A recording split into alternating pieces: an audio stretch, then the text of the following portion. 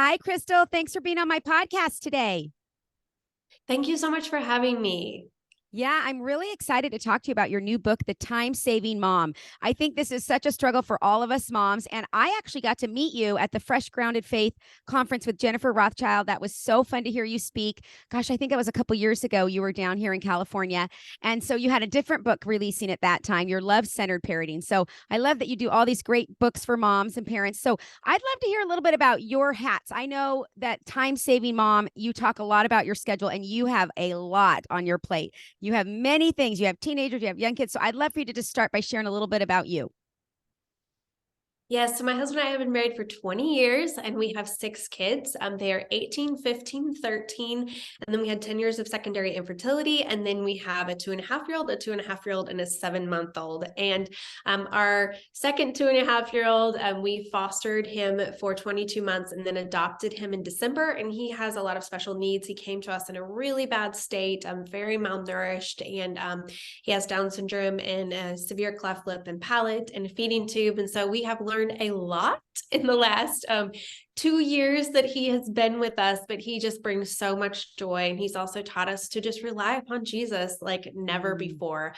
I also have a podcast called The Crystal Paine Show. I have been blogging since around the time the blog started. So I think that almost makes me like a great grandma blogger or something, because we've seen so much change over the internet. When I first started blogging, there was not even social media. Like we had a blog and we had comments and we had email, and that's what we did. But the landscape has definitely changed. And so my blog is moneysavingmom.com. And from there, then I have had a lot of opportunities, like you said, speaking, as well as this is my 5th book. And I also am very active on Instagram as the Money Saving Mom. I love that. Oh, by the way, I follow you on Instagram and I love all your tidbits and tools. It's like so cool.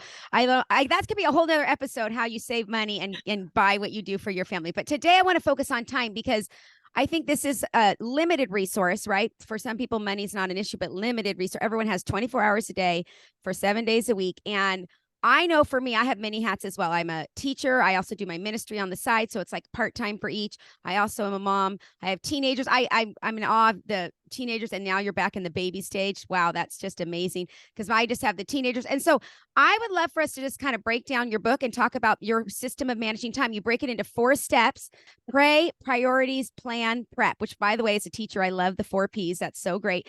And I love that the first thing is just spending time with God. I actually believe that when we start off our day, kind of like with our tithes and offerings, when we give what we're supposed to give, when we give our time, like he blesses the rest of the day. And like all of a sudden, something that should have taken me hours takes me less time. And it's like, how is that possible? I do believe that that is so true. And I know you talk about that in your book, but I really want to start with the priorities section, because I just feel like this is really hard for people figuring out how to prioritize stuff. And you have these great questions that you ask yourself.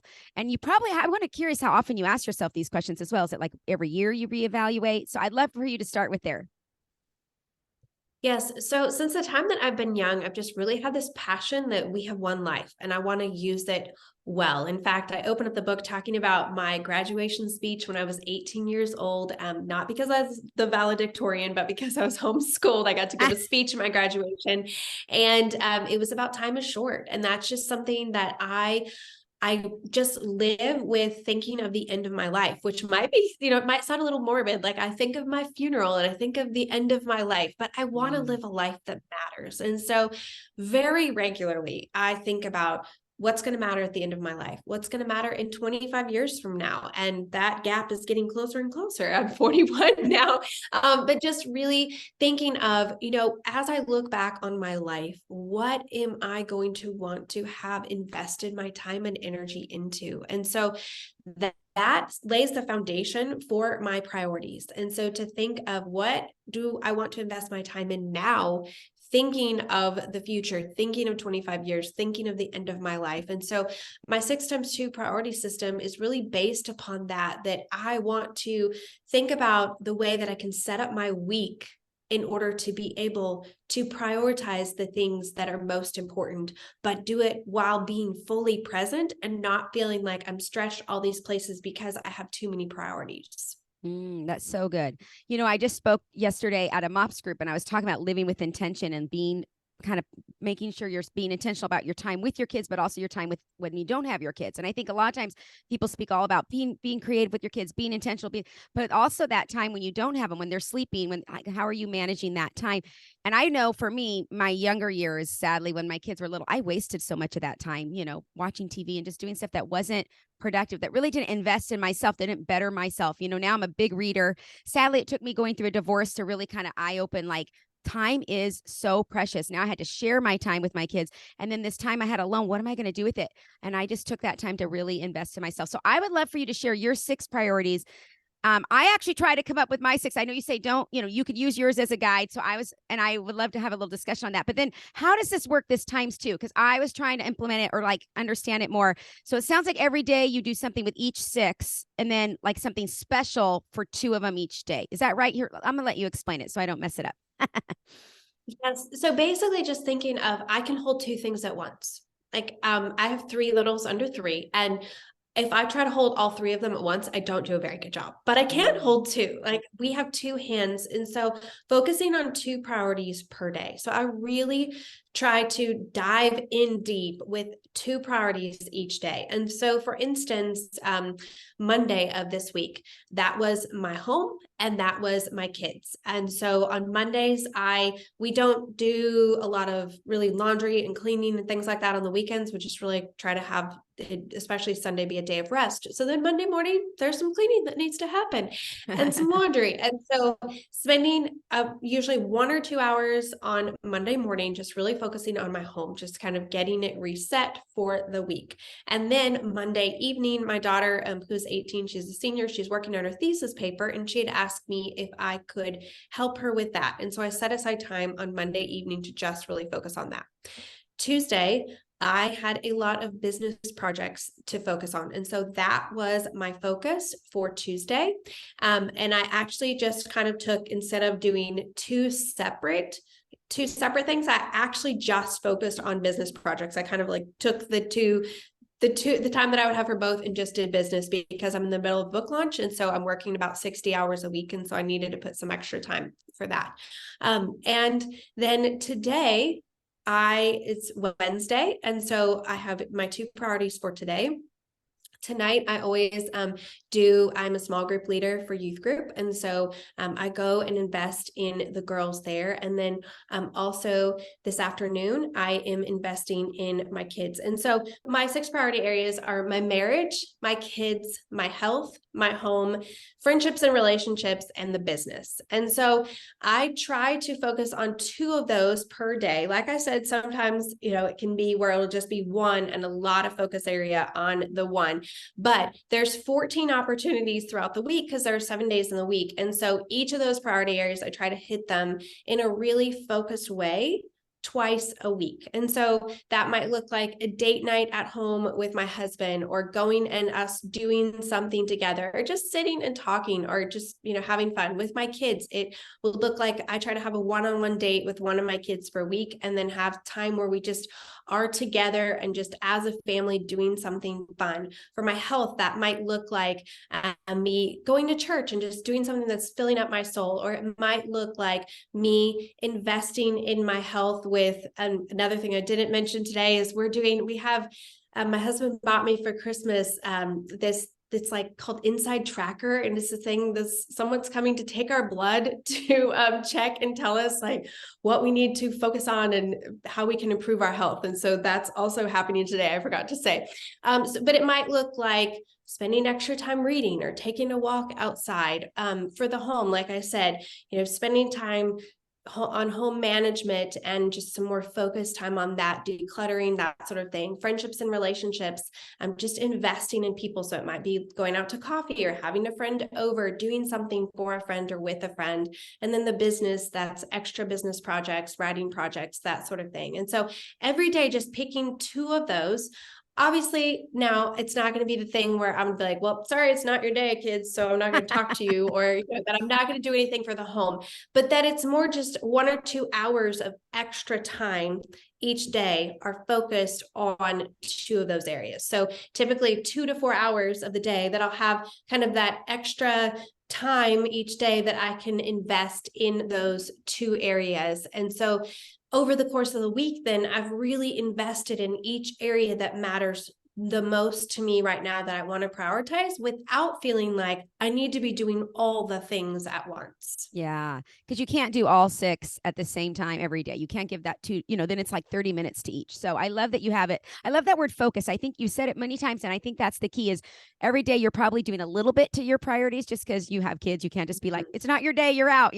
But like you decide this day, I'm going to have one-on-one time with this child and really focus in and let them know that they're such a priority in my life. And I love that. And so I was trying to come up with my six. It was kind of hard because I wanted to have like time with God be one, but then I realized you kind of have that in your spiritual health under health. So I'm playing around with it still, how to make it work. But I also have parents that are aging. I want them to be one of my priorities because they're, there's just not, like you said, time is there's a limit. So I just want to make sure I'm investing in them too. But it's hard. I'm like, I need more than six, Crystal. I need more than six. I have to figure out how to lump them in key things like you did. Maybe it's just family and that's my kids and my parents or something. I don't know. I'm still working it out. But I love that you're getting my wheels spinning in my head on trying to figure out what are my top six so that I'm really making sure that's where my time's going to and not getting distracted and going down rabbit trails that I don't need to be going down. So thank you for your actual, like you give so much information in the book on how you do it, but I was curious like how that looks in a week. So thank you for sharing, the last 3 days. And I also would love to hear a little bit about how you just with your home, because for me, I actually feel like I'm pretty organized, but I cannot keep up with all the papers these days because I feel like I have stuff for my business or my ministry. And now that's like the podcast. And now I launched a book. So there's another branch coming off the tree and then there's speaking. And it was fine when it was just the blog or it was just the podcast. But now I have all these branches that come off my ministry tree. And it's like, and so you had said in one, I forget where it was in the book. I tried to go back and find it, but you said you do this thing where you try to only touch the paper once or read the email once and then you file it. And I would love to hear this. Like, I think you zero out your email every day. And I was like, whoa, I need to know how you practically do this because this is a struggle for me. Yes, I think it's a struggle for a lot of people. I actually just did this 10-year email inbox challenge online, and there were people who had 400, 500,000 unread emails in their inbox. Oh, wow. And I'm like, I don't know how you survive. But for me, my email inbox is kind of a to-do list in the sense of that, like what is in my inbox needs to be handled. And so I do very much just try to touch it once, unless it's something that it's the thing of like, they need an article or something like that. But so I'm very fast with how I do email because I process hundreds every single day. And so it's just when I open up my inbox, I look through and anything that I can just delete without reading, whether that is, some kind of sales thing, or you can see that someone's just like, got it, or thank you, or whatever. I go and I just delete it all right then. And then I go through the emails that are still in there. And most times you can reply and just then archive. If it's something that I need to save in Gmail, I just archive it so that in case I need it later, or I file it. So I'm going to archive something if it's the thing where it's like, I may need it later, but I don't know for sure. So I'll archive it. If I know I'll need it later, for instance, if it's details on like right now in the middle of book launch, it's like I'm flying somewhere and for a radio interview. And so I'm going to put my flight details. I'm going to file that. So I don't need to keep that in my inbox, but I need to keep it in a file so that I can access it later. So information that I know I'm going to need to access later, I'll file it, and I have a personal and a business file. So when I put it in there, I try to never have more than 50 to 100 emails in those files. And so as the flight happens and the radio interview, the details of that, I'm going to delete those emails, but keep them in there until that is over with. And so then I'm going through and I'm answering the emails. So I try to block it where it's not a time where I only have 3 minutes to look at email. Like I have a little bit more time that I can go through the email. In 15 minutes, you can go through a lot of emails if you're just really fast at it.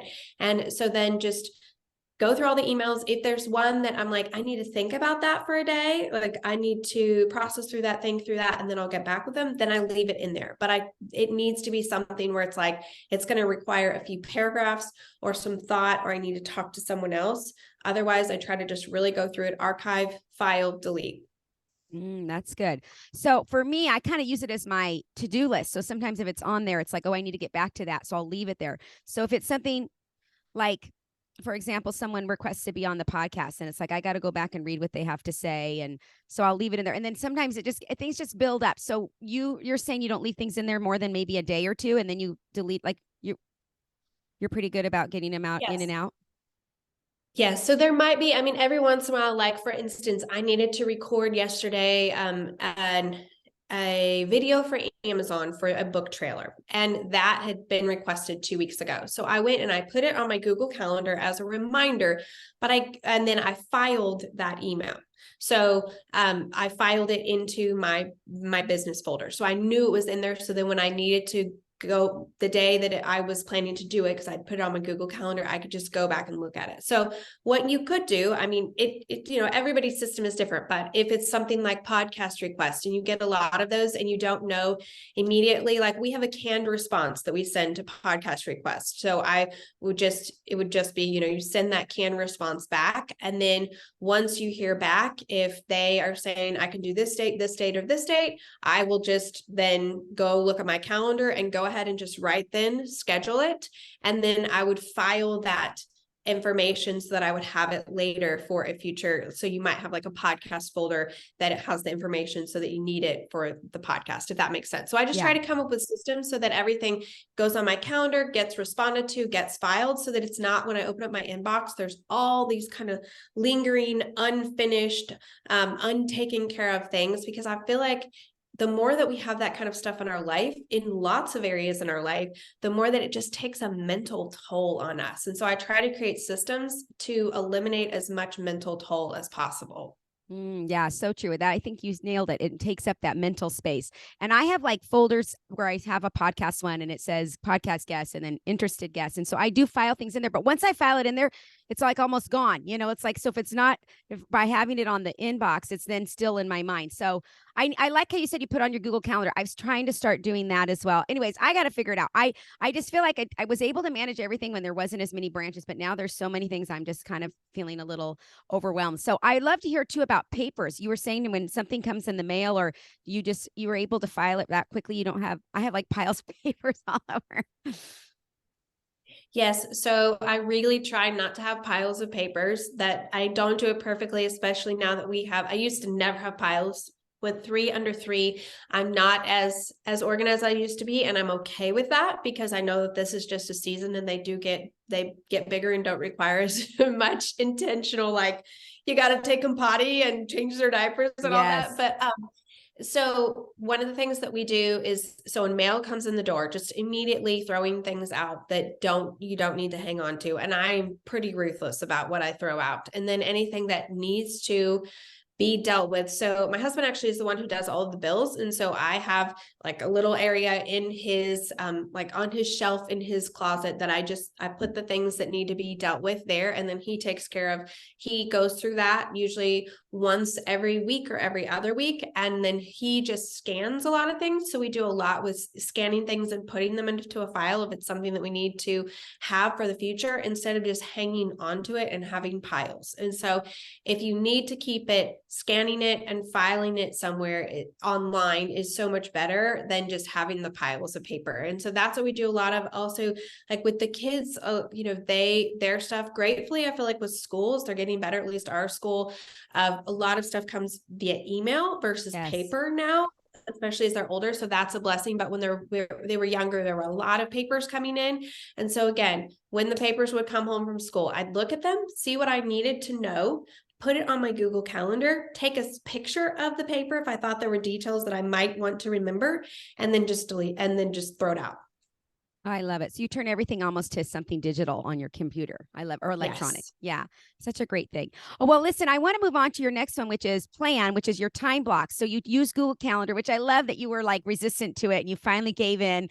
I know a lot of people like the paper calendars. I love Google Calendar because I get color code things like this is for one son, this is for another son, this is for my school. That's one color. My ministry is another color, so I can kind of see my week like, okay, I'm teaching this day. This week I have these interviews for the podcast. And so I love it. Now I do it with my schedule. I've never really used the task function until your book. And now I've started to put it on there and get it off the email and put it on there. And then I love that you said you could just like slide it to the next day if for some reason, you don't get it done. So I'd love to hear about the time blocking though, because to me that's new. I don't do that. I mean, I have things on my calendar that are like appointments and things, but tell me how it looks for your day when you time block. Do you say like this hour to this hour is business, this hour to this hour? Like, do you actually you do it on paper? I think you said in your book. Yes. So every night before I go to bed, I look at my Google Calendar, and like you said, I put everything on there, like everything that I need to remember. That is just my mental brain dump. And I will put it on a specific, if it's due by a specific day, I'll usually put it a few days before as a reminder. Sometimes there are things that need to be broken up. For instance, we are hosting a party at our house on Sunday. And so I broke up. I need to make sure that I send out the invite on one day, another day, buy the groceries, another day, make the food. And so breaking it up on my Google Calendar, if it's a larger task like that. I also was thinking for you with having multiple branches of the ministry, Google Calendar can be so great of being able to color code and being able to, I can share my certain calendars with different team members and stuff. And I just like that I can see all the calendars at once, or I can choose which ones to see. But so I use all day task for those to-dos. If I need to remember something, call someone, I want to remember to text someone, it's their birthday, I need to get a gift for them, whatever. My child has something going on, it just all gets dumped in there. And then before I go to bed, I write out the time block to-do list based upon what time I'm going to get up in the morning. And so it's going to say, this morning it was, I'd gone to bed a little bit later. So it was like 7:30, wake up. And I said exactly then what I was going to do. I had some projects to do on Instagram, do my devotions, and then work out, and then get ready, and then this interview, and then in between interviews I'm going to do this, and so I just write everything out, even to the point of before if I'm going to leave and go somewhere, which happens usually multiple times a day, reminding myself of what I need to bring to get out the door, just because right now it's like bottle and diaper and, just sippy cup and all the things you have to remember. I write it down just so that I don't forget. It's like my brain on paper. And then I don't have it up in my head. Like I just know, okay, I use Google Calendar to brain dump all the things for the future. I use my time block to-do list to brain dump all the things for today. And then I can breathe and I have space in my head. It's like the same with having space in your inbox. Just having these systems gives you space. The other thing I love about the time block to-do list is that it helps me to focus and to get the most important things done first. I try to prioritize those things that are most important. For instance, if I don't work out in the morning or do my devotions in the morning, typically then I'll be like, I'm going to do them later. And then later never happens a lot. So like the things that are the most important kind of foundational building blocks for my day, I put those early on in the day. The other piece that I love about it is that it helps you to not try to cram more things into your day than you have time for. So when you're putting actual times on it, you cannot put 37 hours worth of work in a 24-hour day. And it helps you just realize, like I'm at 4:00 on my time block to-do list and I still have 17 things that I want to do. That's not going to happen. And so I'm able to then just move those to another day, or maybe just say, you know what, that's not a priority. I'm just not even going to do that. So start with the most important things first, get those done. And then as the day wears on, I kind of usually put things that are easier near the end of the day, and then try to make sure that there's at least 2 to 4 hours of just breathing room in my calendar, so that in my time block to-do list, because I know that interruptions are going to happen. Things are going to come up. And so if I haven't planned for them, then I'm going to be frustrated when that child needs something right then, or when, the friend texts me or whatever. It's like, you're interrupting my plans. But instead, when I've planned for interruptions, then I can just step into them and be present and not have to worry that it's completely toppling my big plans for the day. I love that. So when you say you plan 2 to 4 hours, do you kind of like make each time block like, oh, this isn't going to take this much longer, so you give extra room in that like hour? Or do you actually have like white space on your calendar where there's like 2 hours where there's nothing?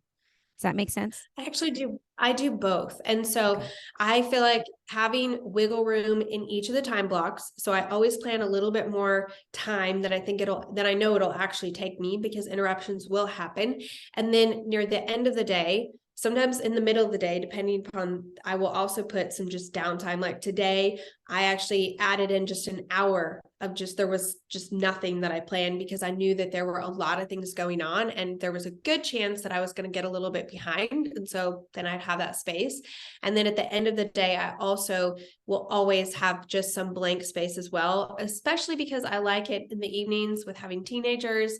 That's usually when they just want to talk and they want to hang out. And so having that blank space of just being able to be available to them instead of feeling like I've got so much that I need to do. Yeah, so good. Yeah, I think margin in our schedules is so important. And I try to think about, I have really high capacity, but it's like if I try to live at that high capacity all the time, then I'm stressing, like something happens, the tire on the car flat or whatever. Like if you have no margin, then you're just going to lose it. So I know what I'm capable of, but I always try to plan less so that I have that margin, because you never know, a child needs to talk more, or like a parent needs you to go do this, or a friend calls and they're having a hard time. And you just don't want to be at such a high capacity that you can't be like, I'm sorry, I have no time to talk to you. So I love that you have that white space. Okay, now I have a question for you, because you have this evening routine. And I'm curious, are you a like night owl or a morning person? Like, how would you define yourself, would you say?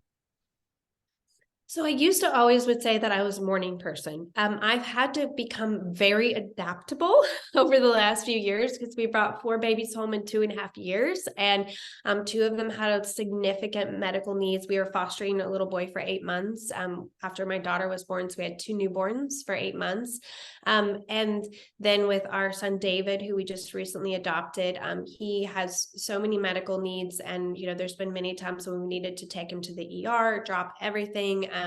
And just deal with a very unexpected situation. And so we just kind of have started to expect the unexpected. Yes. But so I've had to just learn that sometimes I stay up late because it depends upon how I'm feeling. So if like last night, I stayed up later because all the little ones got to bed, and then I had energy and I had some space. And so I have found at this season of my life that in the evenings, I actually sometimes can get more done if I'm focused and have energy, because they will stay asleep. Whereas in the mornings, that's not necessarily the case. Usually somebody's going to wake up. Maybe all 3 of them are going to wake up. And so it's just there's not as consistent sleeping in the mornings as there is in the evenings. And so I sometimes take advantage of that, because in the mornings, typically once I get up, someone gets up usually pretty quickly, and sometimes all 3 little All someones. 3. Wow. You're in such a different season. I'm so impressed that you can manage the teenagers and the littles, the toddlers and the babies. It's just, I remember that season being exhausting. Excuse me. I remember that season being exhausting. So, wow, I'm just in awe. But it's funny because I would say I'm a morning person. Like my power hours are in the morning. I can knock out so much. Tend to get up pretty early. But I have teenagers now. See, back when they were little, I'd go to bed super early, but they are like up late. And it's like, I just want to go to bed, y'all. Like, why are you still out? They've got their life group or this and that. And so it's just been a real challenge. I love that you said adaptability. I've had to adapt a little too, because I would love to be in bed by 9, but that's just not possible anymore.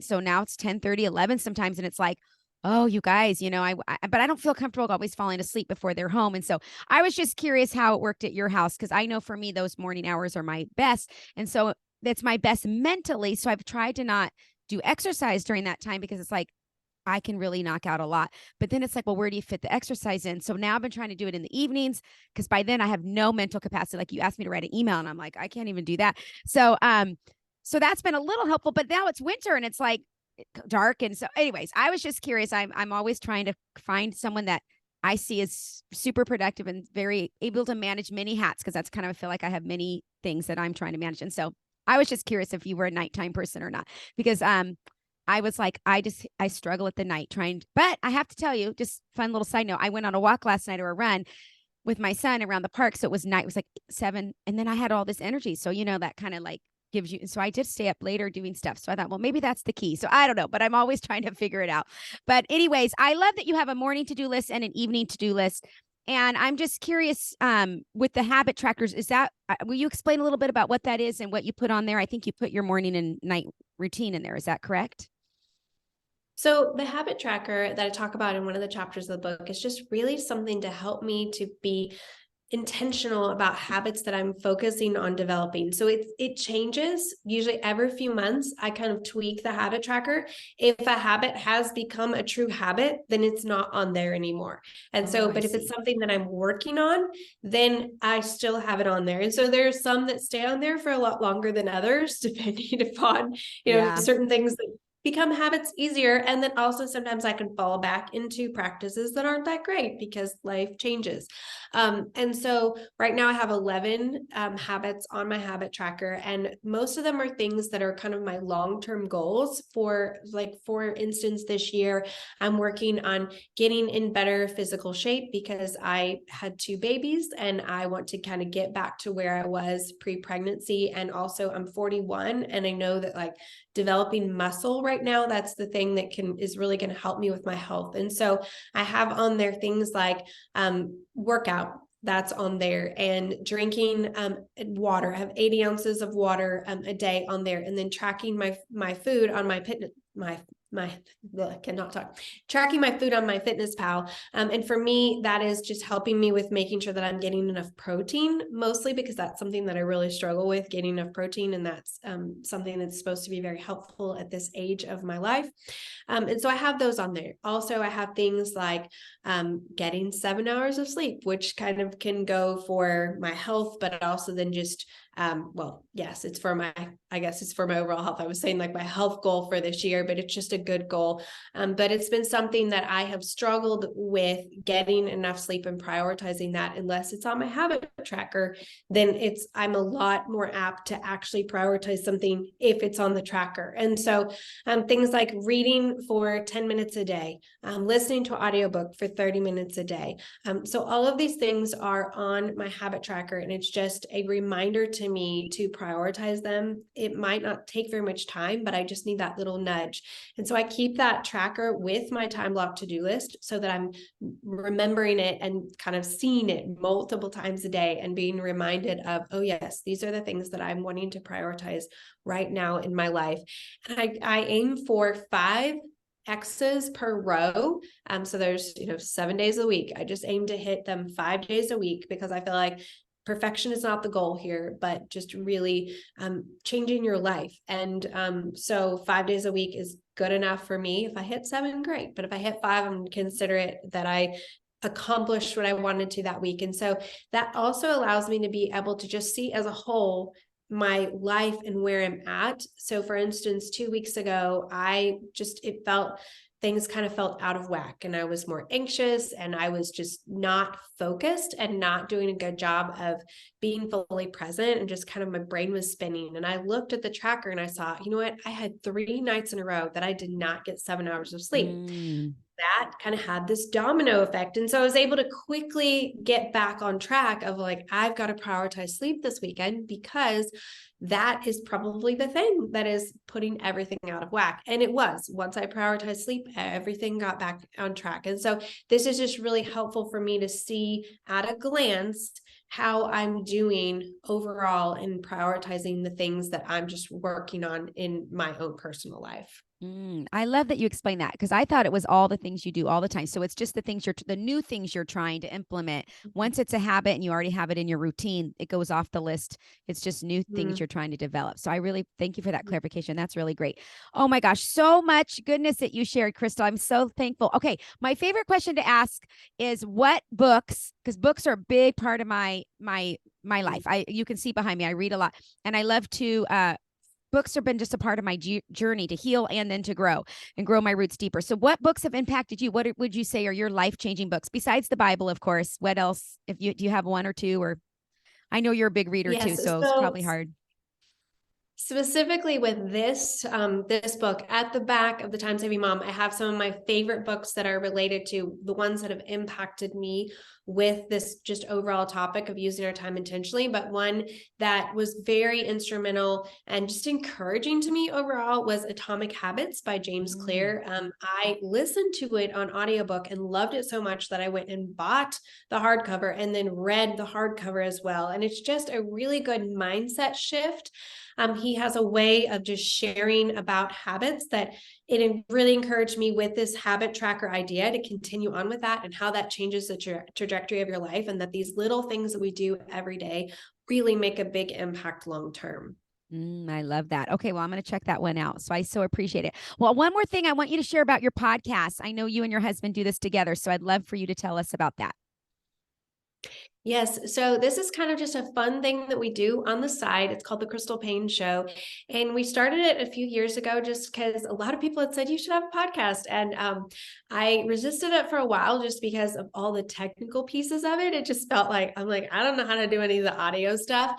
And also, it just is a whole different sort of thing than writing a blog post or doing live video. And I had to learn a new skill, which was so good. And so the first, I would say probably 30 episodes, you can just tell I'm learning this new skill in front of a lot of people, which is humbling, but also really good. And so it comes out every Tuesday, and it's not an interview driven show, although we do usually have 2 interviews per month. We only do in-person interviews, and I'm pretty particular about what I say yes to, just because I really want it to be something that I feel like hits the mark of my audience, and it's going to be something that I'm really excited about.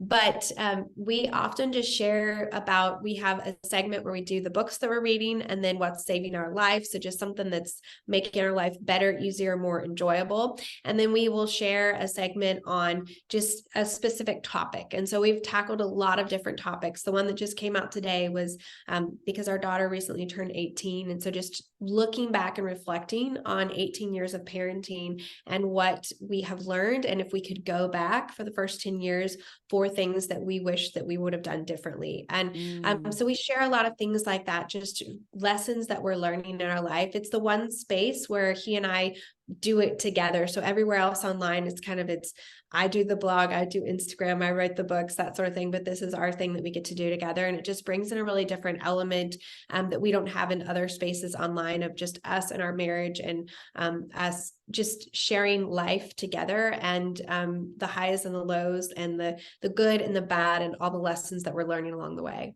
I'm excited. I'm going to go listen to that episode today, because that's actually what I share at my MOPS event, is the 4 things I wish I knew when I was a young mom, because I just launched, well, actually not just, he's going to be 20 this month, which is crazy.